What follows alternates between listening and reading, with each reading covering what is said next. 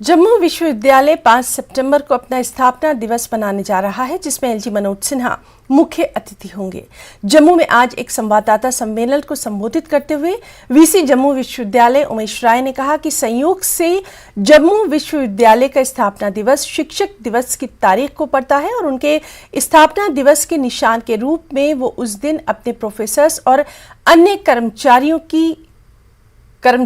को सुविधा प्रदान करेंगे।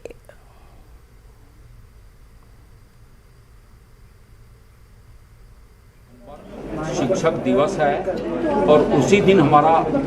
फाउंडेशन डे भी है और बहुत ही पावन दिवस है। और फाउंडेशन डे पहली बार जम्मू विश्वविद्यालय को सेलिब्रेट करने के पीछे सिर्फ एक उद्देश्य है और उद्देश्य है कि हम अध्यापक, कर्मचारी, छात्र, विद्यार्थी सभी इस जम्मू विश्वविद्यालय की जो ओनरशिप है वो बढ़े और हम एक साथ मिलकर के विश्वविद्यालय को आगे बढ़ाने के लिए काम करें।